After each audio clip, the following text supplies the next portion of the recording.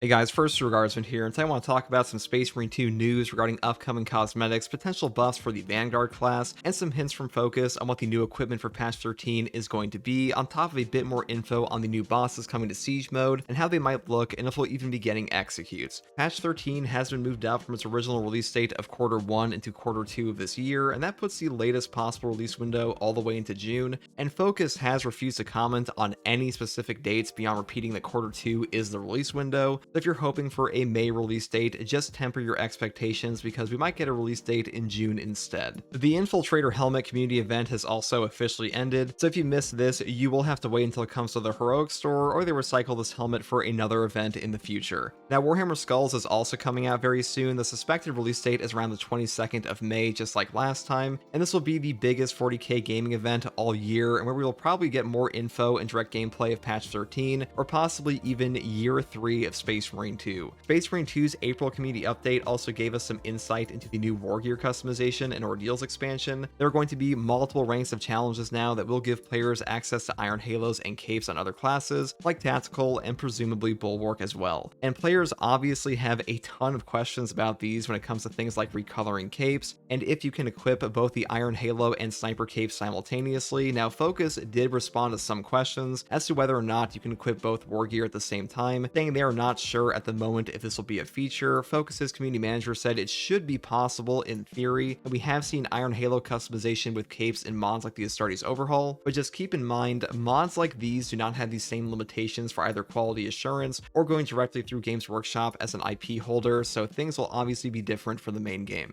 And Focus Entertainment does not want to make false promises, even if they suspect it will be a feature on the official launch, but let me know how you guys feel about only being able to equip one Wargear or the other, and what you want to see in the game. Now, something I've touched on previously was the cape customization. A lot of Space Marine 2's community has asked for capes to be colorable for ages now, and even though you can color things like the Bulwark cloth at this point in the game, this is actually impossible on the original launch and was added later. But in the case of Sniper Capes, Focus did say this is impossible due to technical limitations, which is probably disappointing for a lot of players because the base Sniper Cloak color is pretty ugly in my opinion. So hopefully one day they can find a workaround for this, but for now the answer is no when it comes to coloring your capes. On a more positive note, patch 13 or beyond will be bringing some Vanguard changes to the game. Contrary to popular belief, the Vanguard class is not in a particularly good spot compared to the other two melee classes in the game currently. Both Assault and Bulwark are significantly stronger classes in patch 12 of Space Marine 2, with enormous damage potential and damage reduction with things like animation canceling on their jump dashes or shield blocks. And Vanguard has kind of been left behind. His grapple targeting has been obnoxious since the game came out, and he has not really received any major changes since patch 11, which was like half a year ago at this point. But Focus has come out and said that Saber is working on Vanguard changes to make him smoother in comparison to classes like Assault, and what I would personally want to see from a Vanguard change is, number one, remove the 10-meter distance requirement to grapple onto a target. This wouldn't really be a problem if the Vanguard's grapple targeting was better, but it's just not that good at the moment, and having a melee class being forced to exit melee to use their class ability to go right back into melee is pretty obnoxious. When the game first came out, this was less of an issue since the overall enemy density was not remotely as high as it is now, but these days Vanguard does get body blocked by enemies all the time, which just leads to an awkward gameplay loop, and he's also the only melee class that is currently lacking a distinct animation cancel, so hopefully they bring that to him as well. But I am curious what you guys want to see from the Vanguard class and where you think he could be improved. I imagine Saber is still in the process of finalizing balance decisions like this, so make your voices heard on the Focus forums. I have a link to that in the description below, because that is the best place to give direct feedback to the devs, and they do listen between updates, even if it takes a while to get actual changes in the game.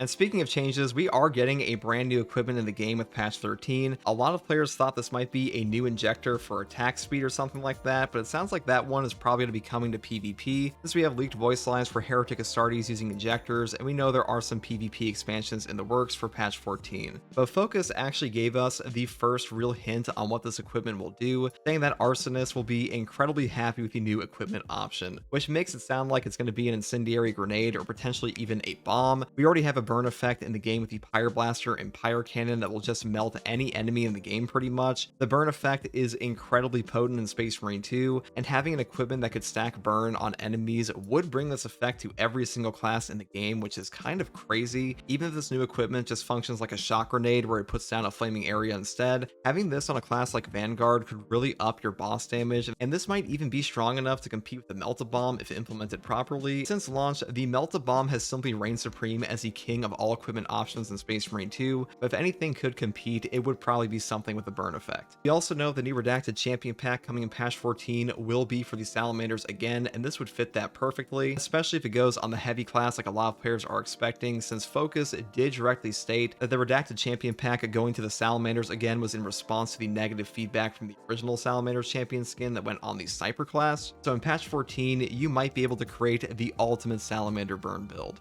especially if they add the option to select equipment before you enter a mission, since one player asked Focus if they would ever let you do something like this for equipment besides Melt-A-Bombs, and Focus responded saying this would be a nice quality of life addition, which would improve not just a Salamander build, but also Tech Marine equipment builds in the future as well. But I'm curious what the community thinks. Is this the kind of equipment you want added to the game, or you want something else instead? As far as standard grenade archetypes in video games go, Incendiary grenades are a pretty popular choice, and I'm a lot more excited for this choice than I was for the other equipment we got, the Sanctified Wrath Reliquary, back in patch 11. When it comes to changes to existing weapons, some players also asked if we would ever see the in-game Melter Rifle become closer to its lore counterpart, because in Warhammer, the Melter Rifle is supposed to function as one of the premier heavy armor killers, punching through the toughest Ceramite or Carapace armor, but in Space Marine 2, it functions far more as a shotgun, and Focus said while they don't know, the Melter Rifle is likely to remain the same as it has functioned since launch. And on the note of whether or not we'd ever actually get Astartes shotguns in the game, Focus also said the Melter Rifle is already a shotgun in the game pretty much, so I'm not really expect this to ever change going forward. And as far as Space Marine 2 is concerned, the Melter Rifle is just this game's shotgun, and that might upset some people, but personally, I don't think this is really a big issue, because at the end of the day, Space Marine 2 is a video game, and there are plenty of other things that are not one-to-one of the lore of the series already. But one of the biggest questions beyond current weapon reworks the Space Marine 2 community has is if we're getting a new melee weapon, and more importantly, if a Greatsword is confirmed or not. Now, Focus has said previously that they do not know where the rumors of a confirmed Greatsword came from, as it was never actually confirmed to be coming to the game, which, while technically true, I'm not really sure why players expecting a Greatsword is at all shocking to the devs at Saber or the community managers at Focus, since they are the ones who put out a community update saying the Greatsword is a priority for them in the future, saying that if they are making another melee weapon archetype in the future, a two-handed Greatsword like a Dark Angel's Calibanite option or one for Sanguinary Guard would be a top priority for them. So that definitely sounds like if we're getting another melee weapon, which we probably are with the confirmation of year 3,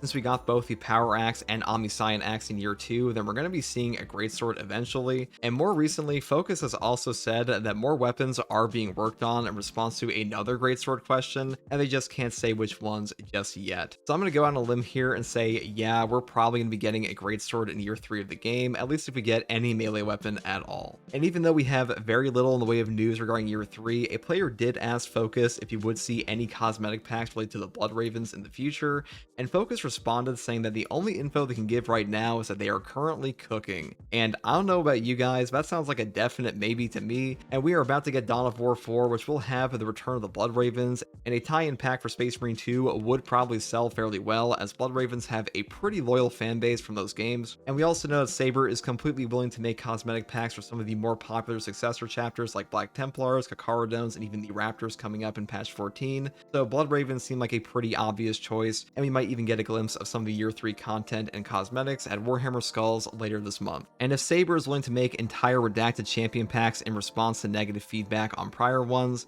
then if players ask for Blood Ravens or other Primara successor chapter cosmetics, we are probably going to get them eventually. We also have nothing on the updated year 2 roadmap when it comes to Deathwatch cosmetics either, but we know these are guaranteed to be coming at some point. And even though Focus said we are unlikely to see Firstborn anything, that doesn't mean you will not see Firstborn adjacent stuff as part of Primara's kits, helmets. I've seen some people be confused by what they meant here, since we do have the Mark 7 helmet in the game and things like that already, but what they're primarily talking about is that all the armor sets we're getting in this game will be built on the Primaris Mark X power armor base, and the way this works is that the Primaris armor is a modular variant of the Mark X power armor suit, so you have things like Phobos for the infiltrators or Gravis for the heavy, but all of these are based on the original Mark X power armor frame, and then you have things like the Mark II or Mark 7 helmets built around this base armor set. We even see this in the 11th edition reveal that Primaris on Armageddon are supplementing their base Mark X power armor with Firstborn helmets and things like that, so you can probably expect more stuff like this in the future. And patch 13 is also supposed to expand the tech tree in particular to have access to more of the Deathwatch cosmetics that are already available for other classes in game as well, on top of other cosmetic options. And the final thing I want to talk about here that I was not expecting to get an answer for from Saber until the official release of patch 13 is regarding the Vortex Beast and Hive Tyrant being added to Siege mode. Currently we have no execution animations for these guys in game,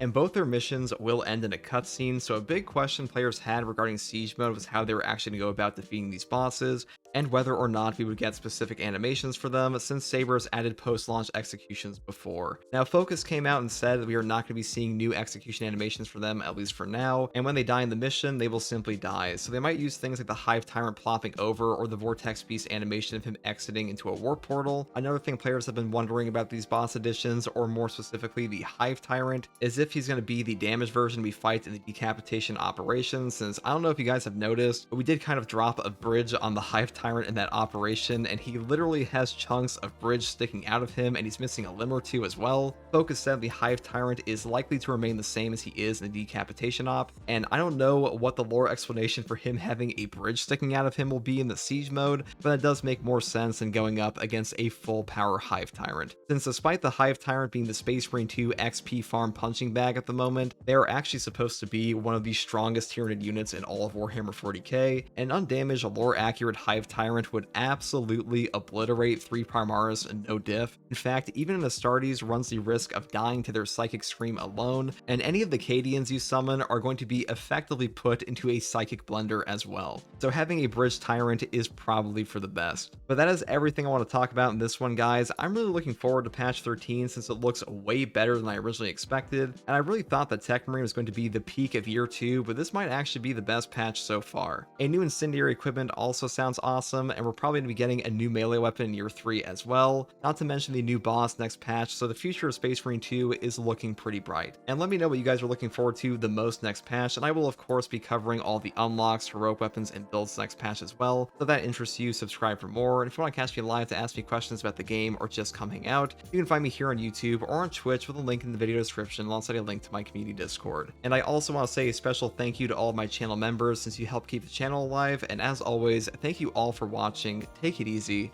Bye.